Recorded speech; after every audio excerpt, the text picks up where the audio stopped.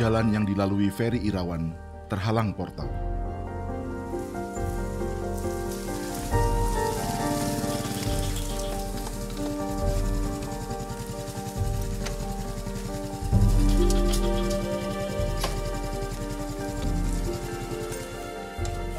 Dengan siapapun orang luar daripada masyarakat kita di dalam, kita harus tahu agar kita pastikan mereka mau apa ke sana. Itu Pak masalah portal ini.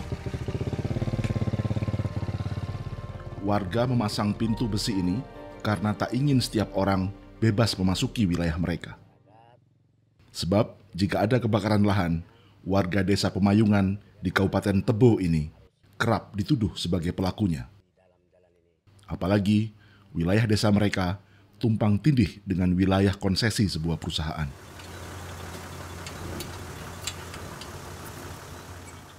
Setelah menjelaskan maksud kedatangannya, Ferry Irawan bahkan diantar oleh ketua RT setempat.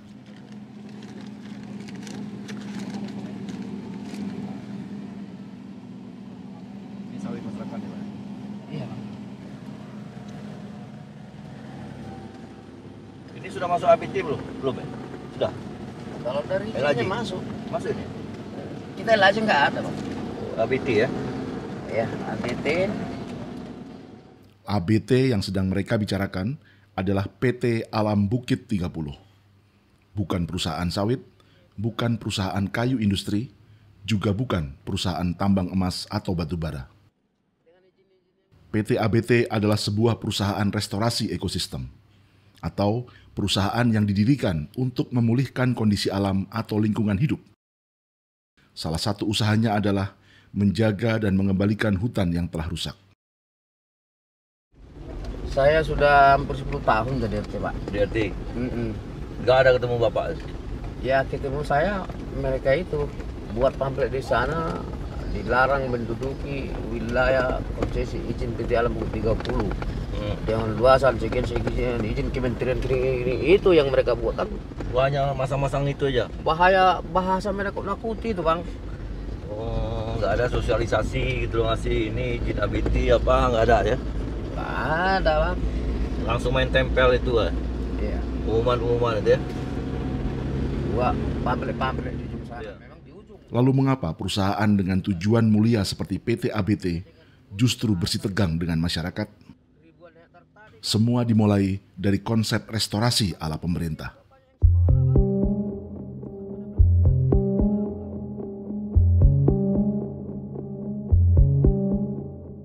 Ilustrasi ini akan menggambarkan apa itu proyek restorasi ekosistem. Ini adalah hutan di Nusantara. Sudah ribuan tahun menyokong kehidupan flora dan fauna termasuk manusia di sekitarnya. Mereka tentu menebang pohon-pohon hutan, tapi sekadar untuk membuka ladang atau permukiman. Tak pernah lebih dari itu. Lalu sejak kolonialisme Belanda hingga kini, hutan mulai dieksploitasi untuk pertambangan, perkebunan, dan kayu untuk industri. Terbitlah sejumlah izin seperti hak penguasaan hutan atau HPH, di mana perusahaan dapat mengambil kayu-kayu hutan atau menebang pohon yang berumur ratusan tahun dalam skala yang belum pernah terjadi sepanjang sejarah peradaban manusia.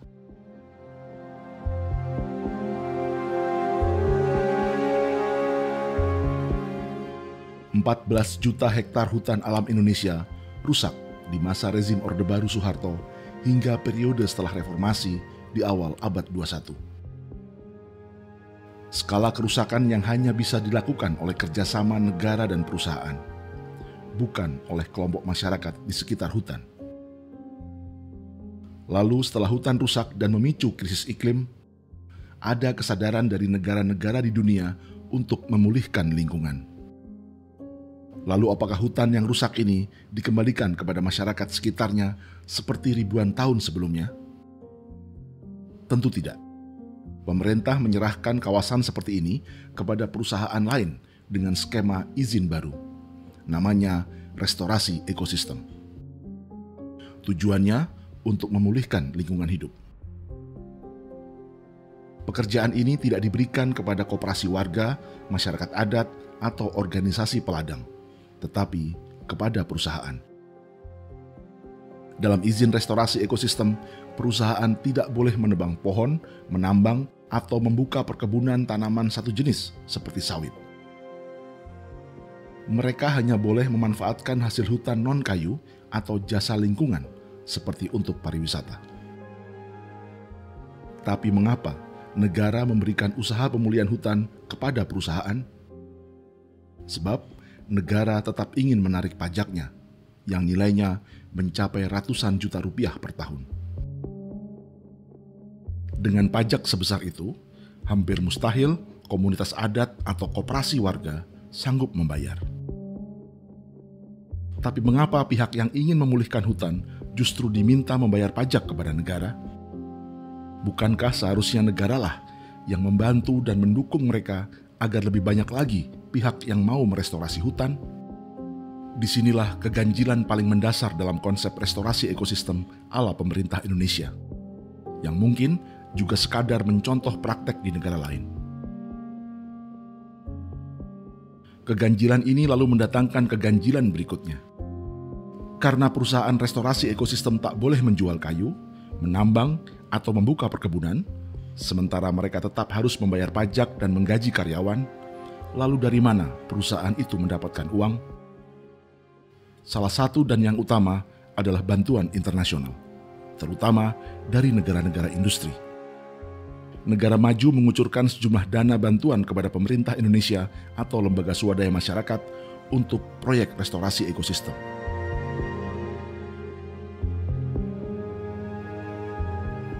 Pada tahun 2010 misalnya, Norwegia akan memberikan $1 miliar atau 14 triliun rupiah jika Indonesia bisa menjaga hutan dan gambutnya pada tingkat yang disepakati.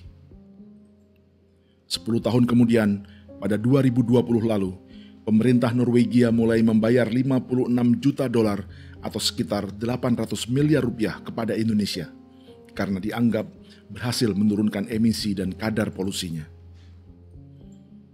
Selain dari pemerintah ke pemerintah, dana juga disalurkan kepada swasta atau lembaga swadaya masyarakat. PT Bukit Alam 30 misalnya, memperoleh dana 8 juta euro atau 130 miliar rupiah dari pemerintah Jerman melalui proyek International Climate Initiative dan Bank KfW Jerman. PT Alam Bukit 30 sendiri adalah perusahaan yang sahamnya dimiliki sejumlah LSM lingkungan seperti WWF, Frankfurt Zoological Society, dan The Orang Utan Project. Lalu setelah 5 tahun beroperasi, apa produk hutan non-kayu yang telah dihasilkan dan berapa pendapatannya? Dalam website PT ABT, sepanjang 2019, mereka telah menghasilkan 1.187 kg atau 1 ton lebih madu.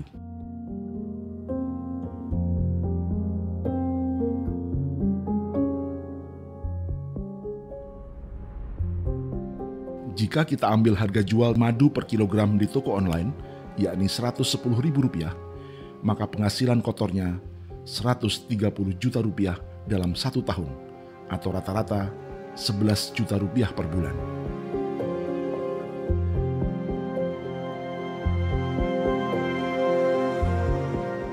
Uang sebesar itu hanya cukup untuk membayar 4 karyawan dengan standar upah minimum di Jambi. Sementara areal konsesinya mencapai 38.000 hektar. Karena perusahaan berumur 5 tahun seperti PT ABT belum menghasilkan uang dalam jumlah signifikan dari restorasi ekosistem, maka dana bantuan internasional inilah yang digunakan untuk menjalankan operasional perusahaan dan membayar pajak. Disinilah mulai tergambar apa yang sedang terjadi, yakni situasi simbiosis mutualisme antara negara industri dan negara pemilik hutan seperti Indonesia. Negara industri berkepentingan menunjukkan komitmennya menjaga lingkungan dan menurunkan emisi pencemar lingkungan. Sementara Indonesia tetap bisa mendapatkan uang dan memutar ekonomi tanpa merusak lingkungan. Itulah teorinya. Ini juga dikenal dengan sebutan perdagangan karbon atau carbon trading. Dana yang dikucurkan untuk menjaga hutan bisa dihitung sebagai kompensasi dari polusi yang tetap mereka hasilkan dari kegiatan industri. Ini disebut juga carbon offset. Sehingga polusi yang dihasilkan terkompensasi oleh polusi yang diserap kembali oleh alam.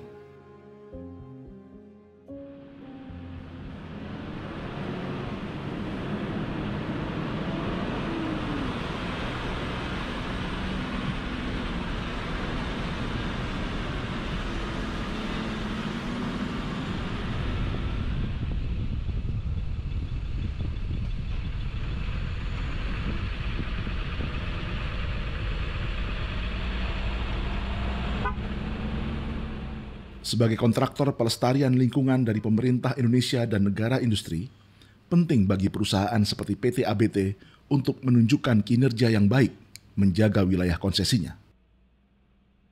Hutan yang tersisa harus tetap terjaga. Tak boleh ada kebakaran, aktivitas penambangan, atau pembukaan lahan perkebunan monokultur. Dan ini adalah wilayah konsesi PT ABT di Blok 1, Kabupaten Tebo, Jambi.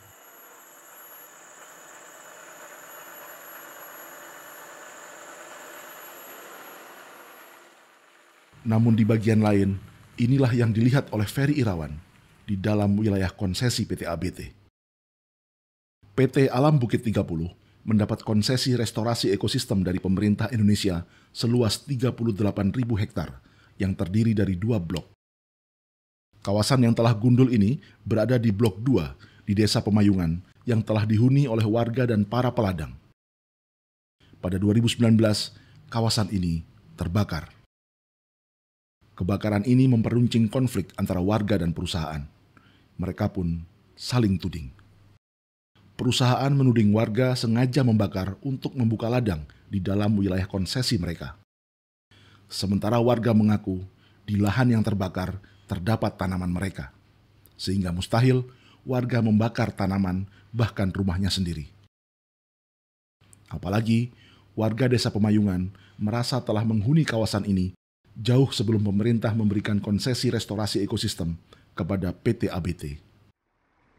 Duduk perkara inilah yang ingin diketahui lebih jauh oleh Ferry Irawan.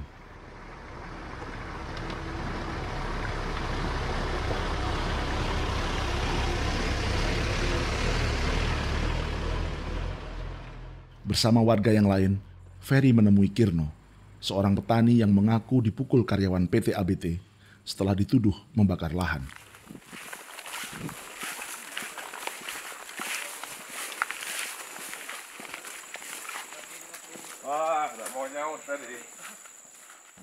Kalau memang kita sebagai masyarakat di sini ya menyalahin dari peraturan dan prosedur hukum, kami siap akan dihukum. Namun sebaliknya, bagaimana dengan aparatnya yang tahu hukum? Kalau seandainya kita masyarakat yang nggak tahu hukum, tolonglah bina hukum. Waktu itu ngelapor. Ngelapor kita sama Pak RT. Ada hasilnya. Ya hasilnya Kalau nggak ada, waktu kalau pas dibilang visum kemarin tuh sampai ke rumah sakit nggak ada hasil. nggak ada Nggak hasil ada. sampai sekarang. Di mana posisi dipukul? Di sini Badan apa-apa? pinggang Pak. Tinggal Ya sampai sekarang pun masih cedera ini Pak, masih sering sakit ini. Iya. Ini baru sembuh saya ada Pakai seminggu. kaki atau pakai tangan? Dia gini tuh Pak, kita kalau istilahnya main kumpu itu kan, begini saya ditarik gini, dek jatuh ngantem kayu itu Pak. Gitu lah. Jadi langsung dipukul, langsung Iya. diserang ya. Jadi 2 kali pukulan. Padahal dalam kebakaran tahun 2019, tanaman sawit Kirno ikut terbakar. Sebagian warga memang menanam sawit selain tanaman pangan lainnya. Menurut masyarakat di sini, perusahaan ABT itu menjadi musuh masyarakat sekarang ini. Jadi sudah sangat sulit. Artinya memperbagi benang yang kusut itu sudah sulit. Nah, cuman setelah itu kemarin Pak ya tidak ada titik temunya ya. Ya, benar. Nah, bahkan terjadi api semuanya. Kemudian malah kita dituding melakukan pembakaran. Kebakaran secara besar-besaran. Itu Itu yang jelas ada sabotase lah. Nah itu. Ya kita nggak tahu pelakunya. Yang jelas di situ kalau sebutan kami masyarakat di sini ya pasukan siluman. Pasukan siluman itu ya entah siapa kita pun nggak paham ya Pak ya. Yang jelas itulah sebutannya. dugaan Pak ya. Ya dugaan. Itu aja. Karena yang jelas gini Pak. Kan nggak mungkin kebun sawit yang sudah besar ya kan. Yang seperti inilah. Dalam posisi disemprot lalu dibakar. Sementara kita di sini kan yang jelas kan kita perjuangkan ya kan namanya dari entah dari daerah mana-mana, kita yang jelas di sini kan cari kehidupan. Sedangkan untuk ini ya, untuk dari proses saja perawatan kelapa sawit itu sehingga besar itu aja udah cukup banyak dananya, Pak. Lebih lagi kalau seandainya kita bakar sendiri, itu kan nggak logika. Tapi ini Pak ya, tahun 2019 kemarin tuh, ini terjadi Pak. Ini merata ini semuanya Pak, lautan api nih. Nah itu. Sumber apinya dari Ya nggak tahu kita sumber apinya dari mana. Kadang belukar aja waktu itu bisa hidup. Bisa hidup. Yang jelas banyak kebun sawit lah aduh di sini. Rusak. Belukar, Pak. Warga lain juga memberikan kesaksian yang sama. Yang buat lebih nggak percaya lagi, kenapa sisa sampul Al-Quran itu ada di sebelah tunggul gini. Nah, masih ada sisanya. Di situlah kayaknya kok sampai hati lah dia bakar kitab suci, apapun agama dia gitulah kan. Disitulah yang buat ibaratnya yang saya terpukul itu tadi lah Bang, Al-Quran itu tadi gitu. Kayaknya kayak kita lah Bang, agama apapun kita nggak mungkin kita sanggup bakar kitab suci kan. Ini kitab suci itu Pak, posisi itu di dalam rumah, kenapa bisa di luar? Orang itu masuk kan, memang ada yang saya dengar, memang mungkin. Kesaksian demi kesaksian terus dikumpulkan Ferry. Kalau masyarakat nggak mungkin, karena tanaman semua di ladang kan. Awak sayangilah tanaman awak itu. Awak membakar pun takut. Mau nanam padi pun takut tak bakar. Karena kebakaran itu barulah kami nanam padi. Gitu. Makanya sampai sekarang secara kehidupan kami suku anak dalam terancam gitu gara-gara kebun kami udah terbakar kan itu. Masalah dari kami cari jernang ataupun cari rotan, damar itu kan sudah tidak ada ini Pak. Hutan udah nggak ada lagi gitu kan. Bahwa kami terancam secara makan minum kami karena kebun kami udah kebakar gitu kan. Kebakaran di area restorasi tak hanya terjadi di lokasi PT ABT. Pada tahun 2019, hutan lindung gambut Londrang yang berada di Kabupaten Tanjung Jabung Timur dan Muaro Jambi juga terbakar. Area ini merupakan program kerjasama WWF Indonesia, Badan Restorasi Gambut, dan didanai oleh Millennium Challenge Account Indonesia sebagai upaya merestorasi lahan gambut. Namun dari konsesi seluas 12.500 hektar, sebagian besar hangus terbakar. Ini kali kedua kebakaran terjadi di lokasi yang sama setelah tahun 2015. Di sekitar areal ini terdapat hutan tanaman industri dan perkebunan sawit. Kalau kamu nak munuh sama dengan Nek Raji, tak payah kita nak masuk ke sini, terus terang aja kan. Kalau bapak kontak-kontak baik kan itu. bomnya ya. Aku pernah dong. Sebenarnya kita ini kan mendokumentasi proses. Warga Pemayungan mengaku tidak keberatan mengganti tanaman sawit mereka dengan tanaman hutan seperti yang dikehendaki perusahaan restorasi PT Alam Bukit 30. Namun, warga meminta ada transisi tanaman yang jelas. Sebab sawit adalah sumber pendapatan harian. Kalau bapak 15 hari panen, kan? Sekarang bapak 15 hari kami beri uang. Panen juga. Panen, cuma tak panen sawit ini uang kami beri untuk kemampuan kebutuhan bapak sehari-hari. Mungkin saya mau, karena jengkol ni, durian itu per tahun nih, rambutan. Jadi dari 0 sampai setahun itu kami mau makan apa? Kami lah. Untuk terima kasih sudah panen. Bapak itu kan 15 hari 400 kilo. 300 kilo. Nah kan?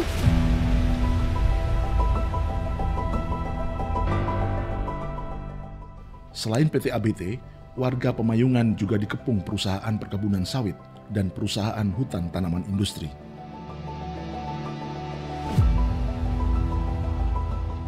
Ferry telah mengirim permintaan izin merekam aktivitas perusahaan dan melakukan wawancara di lokasi proyek restorasi. Namun PT ABT tidak merespon dan hanya meminta kami datang ke salah satu kantor perwakilannya di kota. Ferry keberatan dan memutuskan langsung mendatangi lokasi restorasi perusahaan yang terletak di Blok 1.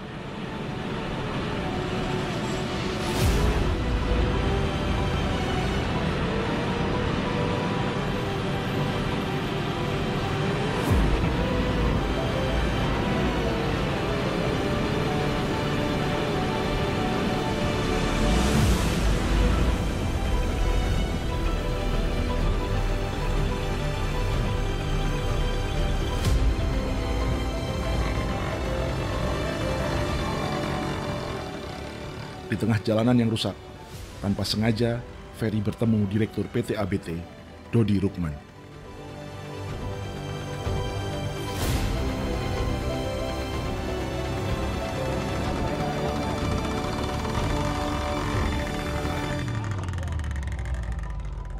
Setelah memastikan sang direktur masuk ke areal tempat kerjanya, Ferry menyusul dengan berjalan kaki, karena jalanan tak memungkinkan dilalui mobil.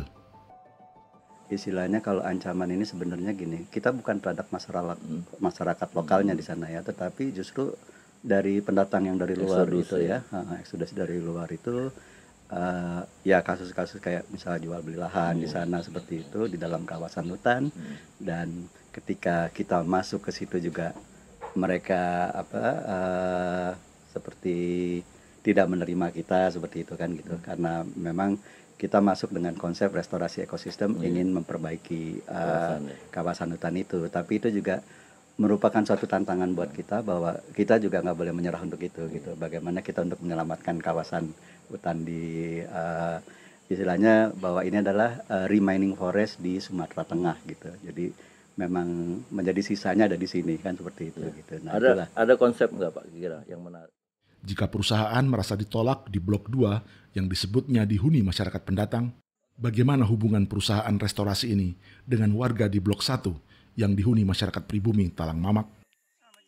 Ya itulah kemitraannya tuh. Kemitraannya itu paling tanam meranti, kawang, tembesu, jenis kayu lah tanaman kewajar. Iya. Mana yang mau? Mana yang mau? Di tanah dewe tapi? Di tanah masyarakat. Oh, bukan tanah dia lah ya. Katanya tanam di masyarakat, kerjakan di masyarakat, hasilnya nanti untuk masyarakat. Jadi saya tanya tadi, coba Bang, bacakan apa yang harus ditanam di lahan masyarakat. Dia bacakan semua kan, di Bang Dinan. Bang, kalau jering, petai, karet, jernang, kelukup, saya udah panen Bang. Buah-buahan, bedaro, duku saya udah kutip hasil Bang. Apalagi mau ditanam. Kan begitu. Kalau saya begitu, Bang. Konsep restorasi yang dijalankan perusahaan dengan tanaman hutan ternyata sudah lebih dulu dilakukan warga suku Talang Mamak. Kita tidak mengakomodir mafia-mafia itu kan gitu ya, yang mafia-mafia lahan yang seperti yang besar-besar itu. Tetapi kita bekerja sama dengan masyarakat yang masih sudah terlanjur dan dia mau coba untuk menyelamatkan kawasan hutan yang seperti itu. Karena informasinya ada ratusan hektar. Iya, betul ya. Kalau untuk menjalin kerjasama itu seharusnya dari 2015 itu sudah ada. Tidak mungkin sekarang di pas waktu mereka bakal nak terpepet baru nak kerjasama dengan masyarakat itu tidak ada lagi. Masyarakat pun sudah banyak tahu. Mereka mengaku pernah diminta meninggalkan kawasan restorasi ini dengan alasan hendak digunakan untuk memberi ruang hidup pada gajah. Binatang yang selama ribuan tahun telah menghuni hutan yang sama dan hidup berdampingan dengan warga Talang Mamak. Dari Thailand satu, dari apa namanya ini? Dari Pekanbaru dipindahkan ke sini. Katanya untuk pemancing gajah yang liar. Tapi ternyata lebih jahat lagi, Pak ya. Ternyata lebih jahat lagi dari gajah yang liar. Kalau gajah yang liar, kalau kita usir dia lari. Kalau itu tidak mau dia. Daripada mundur lebih baik maju dia ke depan. Mengejar. Dari dulu memang sudah ada gajah. Sudah ada, sudah banyak. Tapi gajahnya tidak ganggu. Tidak. Diusir dia lari. Tapi kalau gajah sekarang dia tidak mau diusir. Berarti gajah yang baru dimasukkan ini Pak ya? Gajah yang baru dimasukkan ini.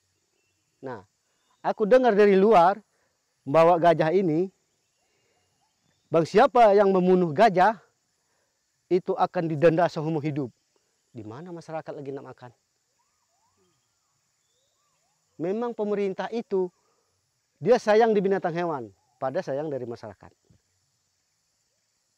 Jadi kalau sudah berkembang gajah itu, jadi gajah yang disuruh masyarakat diperintah pemerintah. Gajah ini tadi, masyarakat sudah habis di gajah, macam mana? Nah, kalau bagi diri aku... Padahal masyarakat adat Talang Mamak bukan penyebab rusaknya kawasan hutan atau punahnya satwa di kawasan ini. Mereka sendiri punya konsep restorasi yang telah dijalani turun-temurun. Misalnya tentang pemanfaatan kayu. Seluar dari masyarakat di Talang Mamak itu boleh Tapi dalam diboleh itu hanyalah untuk kebutuhan kita sendiri. Kalau cuma untuk dijual itu tidak boleh. Jangan, itu kena juga sanksi adatnya. Kebutuhan kayu untuk apa Pak? Iya, kalau kebutuhan untuk kayu kami sini kan bikin pondok, bangun rumah, atau kandang kambing, atau kandang ayam, itu butuh kita. Nah, kalau selain itu tidak ada butuh, jangan sebasing tidak tumbang. Nah itu nanti kena sanksi adat.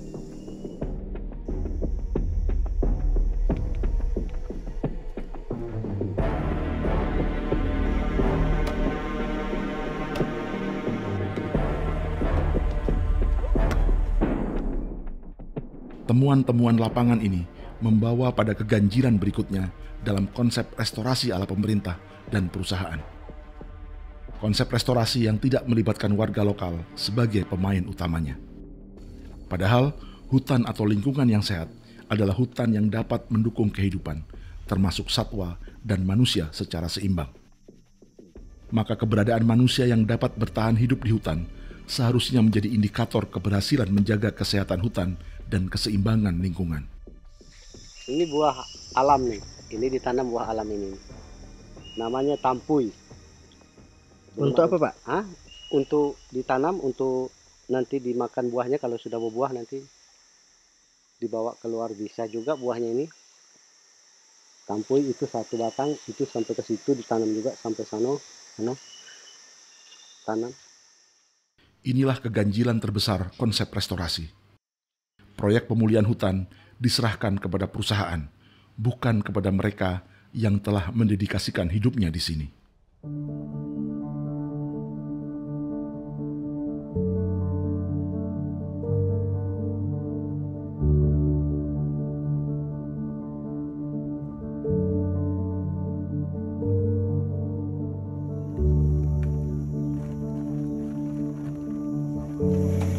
Silakan, mana saudara? Ini topus, bila orang sini topus. Nah ini kodok yang tidak teracun. Masak ya basta kali. Kata campur kuah spermi.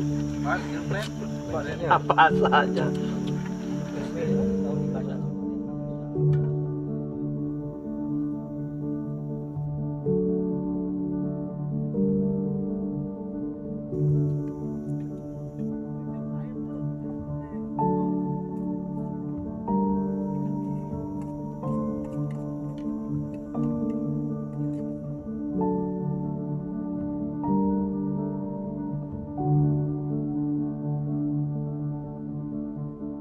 Basuki telah meninggalkan organisasinya di Kalimantan. Kegiatan menanam pohon di sekitar Taman Nasional Tanjung Puting kini dilanjutkan anak-anak muda dan warga.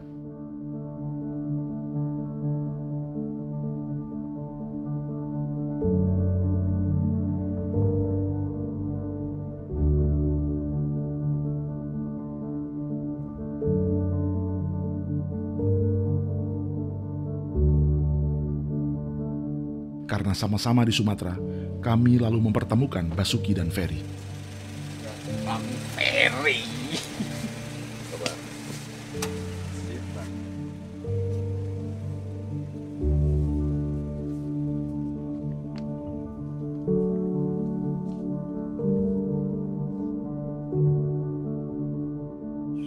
Gimana Kalimantan, Mas? Ya, itulah. Jadi kemarin kita ke ini, ke food estate itu. Ya. Lumayan kita putar-putar kan, kita ketemu petani, kita lihat lokasi, kita ketemu tentara. Gimana Bang, kalau harapan Bang, hutan harapan? Iya, hutan harapan apa? Mereka memutuskan melihat proyek restorasi ekosistem yang lain. Kali ini bahkan yang tertua di Indonesia, di Hutan Harapan, yang terletak di perbatasan Provinsi Jambi dan Sumatera Selatan.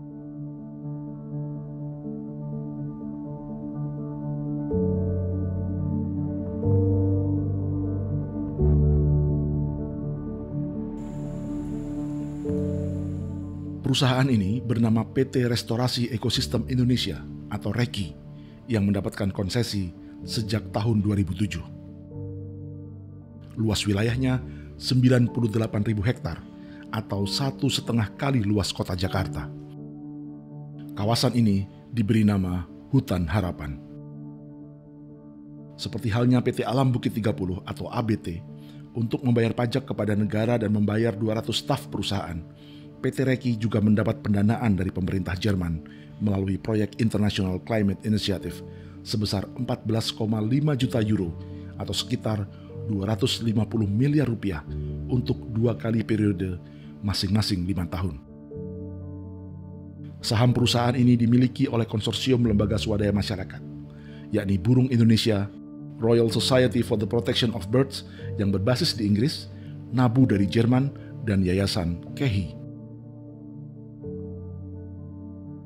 Seperti halnya areal konsesi PT ABT, sebagian wilayah hutan harapan masih memiliki tutupan yang relatif baik. Bahkan di beberapa lokasi, terdapat kelompok suku anak dalam yang menjalani hidup nomaden di hutan.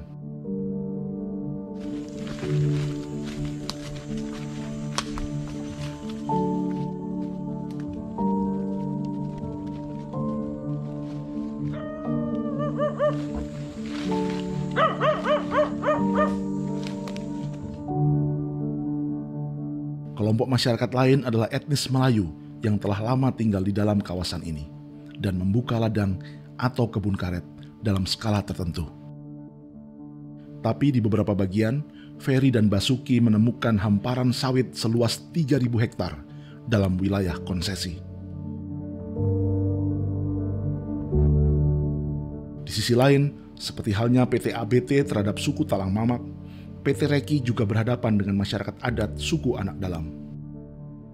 Bagi mereka, konsep restorasi atau konservasi yang dikenalkan pemerintah dan PT Reki bukan hal baru. Jadi kalau misalnya ada hutan di daerah dusun bang, kena nak ngambil obat kan, nak ngambil kayu, nak ngambil rutan, nak ngambil atap daun misalnya kan, buah-buahan tetap harus rimo di daerah dusun. Itulah dari rimo di daerah dusun itulah namanya hutan yang dilindungi adat. Kalau hutan untuk istilahnya orang berkebun lain lagi. Hutan keramat lain lagi. Ada memang tempatnya keramat bang. Hutan keramat itu yang seperti apa nih bang? Kalau hutan keramat tuh kita masuk situ sering orangnya hilang bang. Tanpa gerbat. Sakit. Kadang yang langsung masuk langsung lewat. Nah, itu namanya kalau tempat kami sini tempat keramat namanya kan. Berarti ini hutan yang benar-benar nggak boleh diapa-apain bang? Nggak boleh. Ada di sini bang. Lah ada di situ. Namanya keramat Kumangai. Konsep hutan keramat bagi sebagian orang barangkali terdengar tidak ilmiah yang berbasis kepercayaan lokal. Namun selama ribuan tahun, gagasan hutan keramat ini punya kontribusi praktis mempertahankan hutan beserta isinya, termasuk menjaga patogen tetap di habitatnya. Karena kami ini ada zona-zonanya juga. Istilahnya kalau orang ada zonasinya. Ya, karena masalahnya apa? Jangan Reki baik bisa melihara hutan, kita kan bisa juga melihara hutan. Betul Pak. Iya. Kalau tanpa kita melindunginya mungkin ya hutan tuh habis juga digasak orang kan.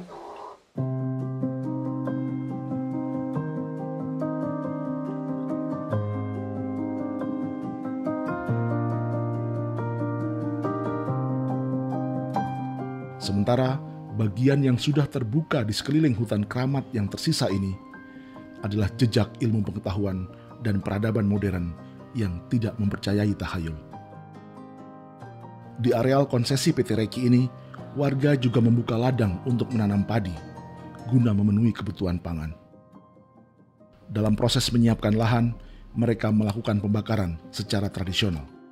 Dan konsep pertanian seperti ini, di mata kawan-kawan Reki ini sebuah kesalahan Pak. Oh, semua kesalahan besar. Itu tidak boleh. Cuma ya kami bukan menentang perusahaan, karena kami mau makan, ya mau tidak mau, suka tidak suka tetap kami lakukan Pak. Karena kami mau hidup, mau makan. Kecuali kami sudah makan batu. Orang yang cuma makan nasi berarti sudah berbeda. Kali ini Pak sama-sama masih makan nasi. Pertanian skala kecil untuk memenuhi kebutuhan hidup dasar dan teknik pembakaran seperlunya sangat berbeda dengan konsep food estate jutaan hektar dengan membongkar hutan, merusak gambut, mematikan sungai, dan menyebabkan kebakaran skala besar. Namun, masalah terbesar perusahaan restorasi seperti PT Reki saat ini bagaimana mempertahankan pohon yang ada. Dan ancaman itu justru datang dari pemerintah sendiri.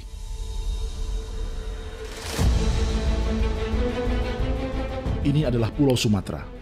Ini wilayah konsesi proyek restorasi ekosistem PT Reki. Pada tahun 2019, pemerintah Indonesia memberikan izin kepada perusahaan tambang batubara PT Marga Barajaya untuk membangun jalan yang melintasi Hutan Harapan. PT Marga Barajaya adalah perusahaan yang terafiliasi dengan Grup Rajawali milik pengusaha Peter Sondag. Usaha Rajawali Group sendiri terbentang dari pertambangan, perkebunan, properti, informasi dan teknologi, hingga media dan konsultan komunikasi. Jalan yang akan melintasi Hutan Harapan mencapai 26 km yang akan menghubungkan kawasan penambangan batubara menuju pelabuhan untuk ekspor. Padahal di sekitar Hutan Harapan ada kawasan perkebunan dan hutan tanaman industri. Tapi pemerintah lebih memilih hutan alam yang menjadi ruang hidup bagi 1.300 jenis tumbuhan dan 620 spesies hewan.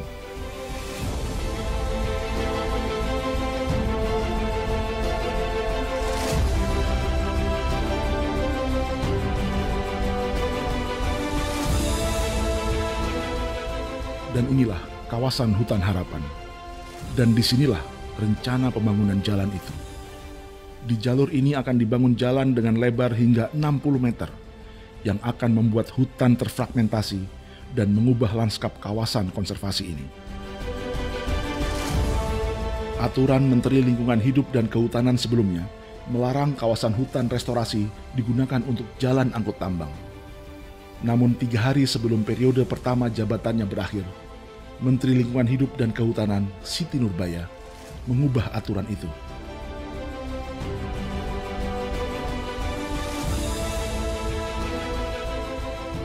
Jika sebuah jalan dibangun membelah hutan, maka dampaknya akan dengan cepat merembet ke kawasan hutan di sekitarnya.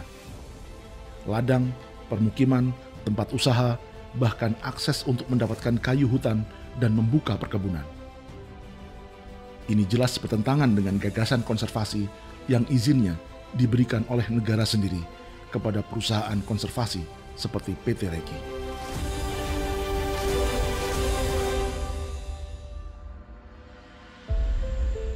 Akses jalan ini kalau boleh kita berpikir lebar, meluas, ini salah siapa?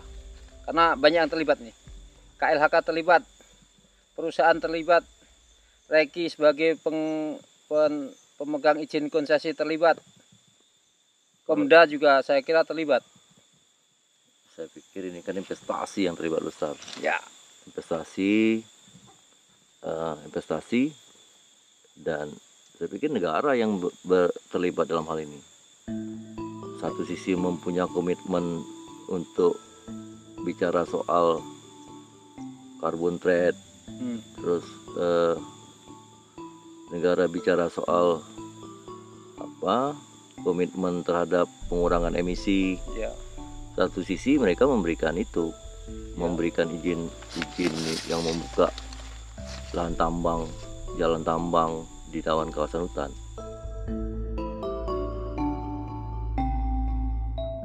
Ferry dan Basuki melihat patok permanen yang telah dipasang.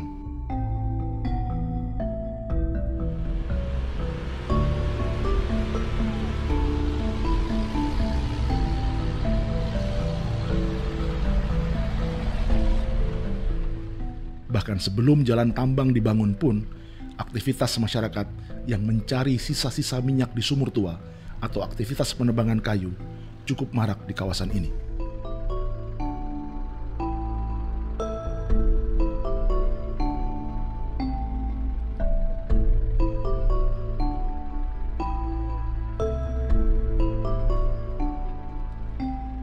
Inilah contoh jalan angkut tambang yang membelah sebuah kawasan hutan.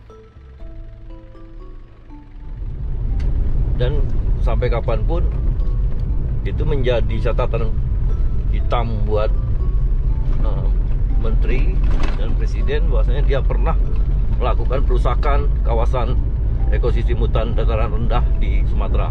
Yang notabene-nya restorasinya sendiri dikeluarkan oleh pemerintah izin. Iya, Karena ini negara sebenarnya yang pemerintah yang mengeluarkan izin dan pemerintah juga yang merusaknya.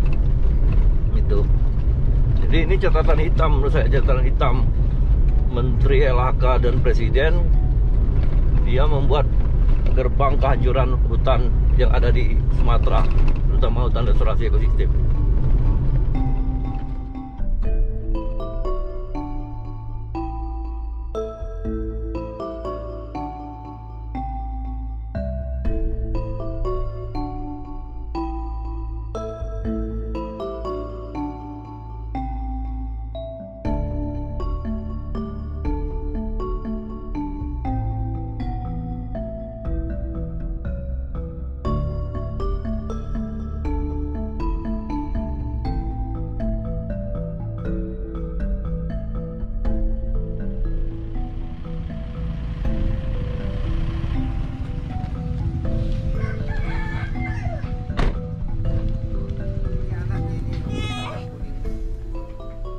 Kedatangan Ferry dan Basuki memancing kerumunan warga di kawasan yang disebut Pangkalan Ranjau ini. Tak hanya suku anak dalam, kawasan ini telah lama dihuni warga pendatang dari berbagai suku.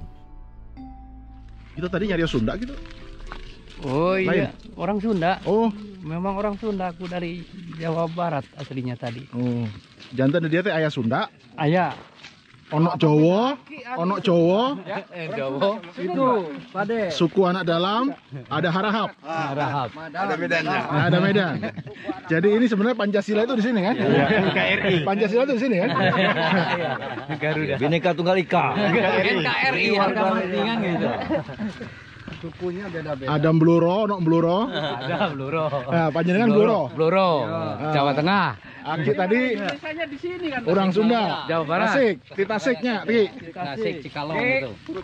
Daerah pantai. Orang ini sudah pantai. Iya. Tasik. Di Tasiknya? Iya, dari Tasik Malaya. Oh. Orang Harahap dari Sumatera Utara. Sumatera Utara, mana kampungnya? Dari Tapanuli Selatan. Tapanuli Selatan. Iya. Ini Bugisnya sini nih, Bugis. Oh, Bugis ada juga Bugis. Oh, Bugisnya sini. Bone. Bone. Bengkulu asli itu asli Bengkulu asli. Apa namanya? Ini Bengkulu. Iya. Rejang. Putra Bengkulu asli. Putra Bengkulu. Wah, Indonesia dipindahkan ke sini Pak mestinya. Nah, ini Indonesianya. Oh iya. Yang 813 itu jauhnya turunkan habis ini negara Indonesia di sini. Ini Bapak anak suku dalam asli. Itu. Asli. Tulen kalau ini Mas. Tulen. Pribumi di sini. Jadi di tempat sekecil ini variasi keberagamannya luar biasa. Iya, dan mereka berjuang bareng untuk bertahan hidup. Kompak, disatukan oleh masalah tanah. Disatukan ya oleh masalah tanah untuk kebutuhan ruang hidup. Dan gembira mereka semua. Dan bisa bertahan hidup. Mestinya seperti ini gambaran Indonesia ya.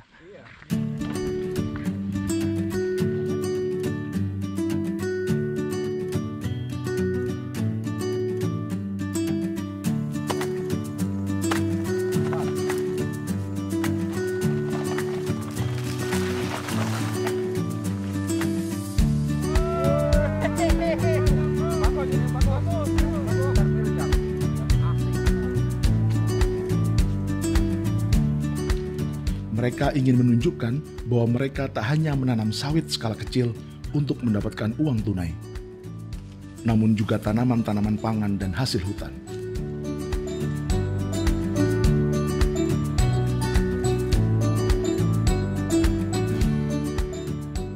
Sore itu, mereka mengajak makan bersama. Dan disinilah gagasan konservasi dan keragaman atau biodiversity dibuktikan dengan hidangan yang hampir seluruhnya dihasilkan sendiri, kecuali gula dan garam.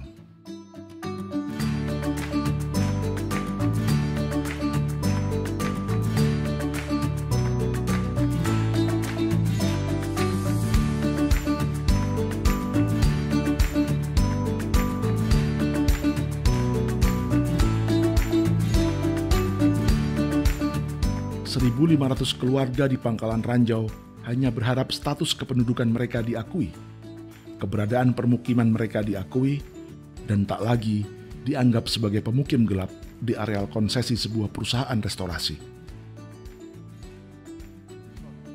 Sementara bagi 500 keluarga suku anak dalam, mereka menuntut agar hutan mereka diakui dan ditetapkan sebagai hutan adat.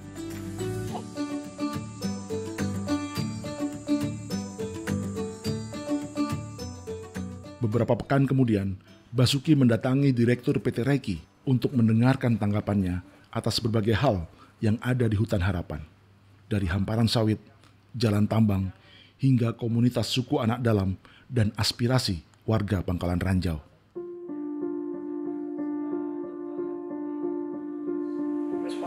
Dan sebenarnya ini kalau kita komunikasi bagus, udah kamu biar legal, pakai skema dari pemerintah daripada nanti. Ini juga ditawarkan sebenarnya sama si Ferry. Terus apa tadi?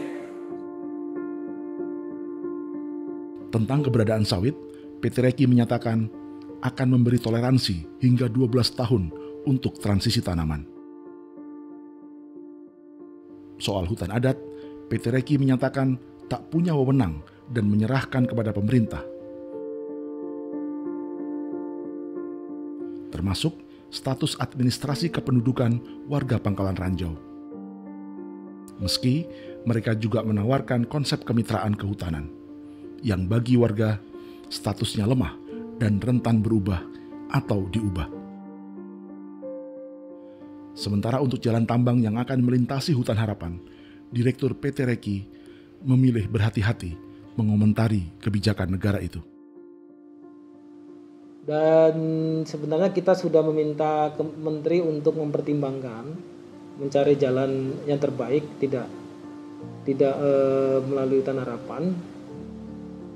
Dan kita berharap memang karena ini hutan dataran rendah tersisa, kementerian bisa lebih bijak begitu untuk mencari solusinya begitu.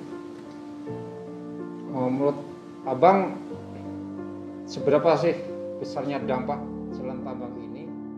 Konsep restorasi berbasis perusahaan yang diambil pemerintah Indonesia dan didukung negara industri semakin sulit diterima Basuki. Sebab, selain banyak kelemahan, konsep ini juga memicu konflik dengan masyarakat, seperti halnya tambang dan perkebunan.